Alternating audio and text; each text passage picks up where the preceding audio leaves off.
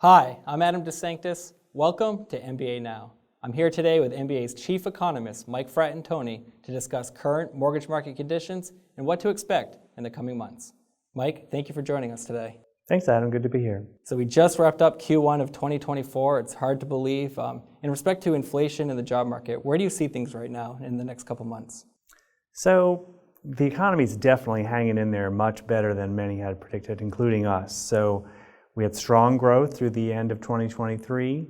First quarter, maybe we'll get a little less than 2% growth, which in the scheme of things, that's about where trend is. When you're growing at trend, you wouldn't expect the unemployment rate to increase very much. You'd expect steady job growth. We'll see on Friday. That's really the big news about where job growth went in March. Last year, honestly, that first reading comes in really strong and then it gets revised down. I think we're going to continue to see that, but we did see the unemployment rate increase in February. We'll see what happens in March.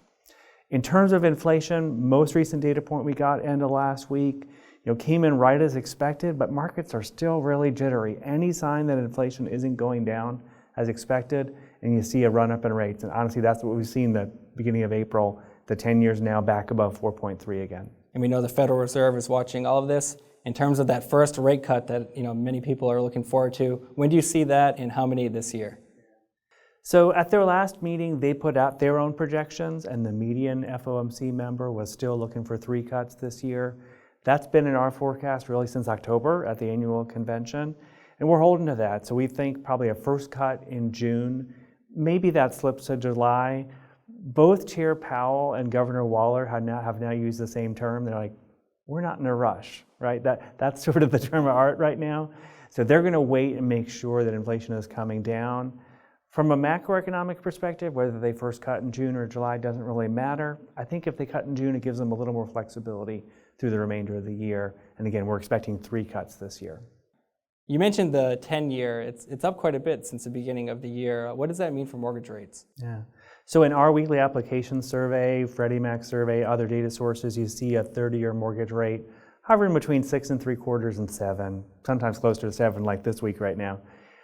We see we're going to be in this range probably through the first half of the year, and then we'd expect rates to drift down. Our forecast has the 30-year rate at about 6 by the end of 2024. 6% will definitely help move that market a little bit. It's a tough market out there, especially for first-time home buyers. What's your forecast for purchase originations? Yeah. So to get to our purchase origination forecast, we start with a home sales forecast. We're looking for about a 14% growth in new home sales. Builders obviously really well positioned to take account of the lack of inventory in the existing market.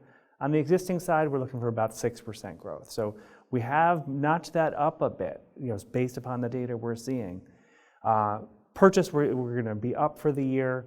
Total origination volume, we're still thinking about $2 trillion.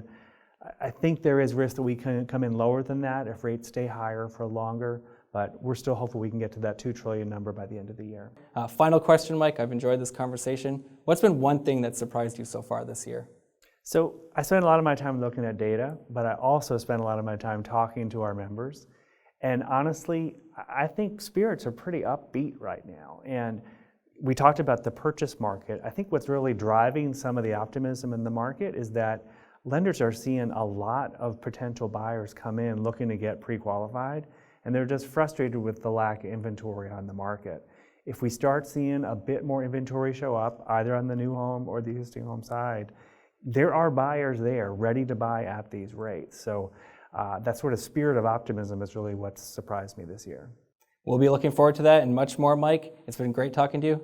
Have a good day. Thanks, Adam.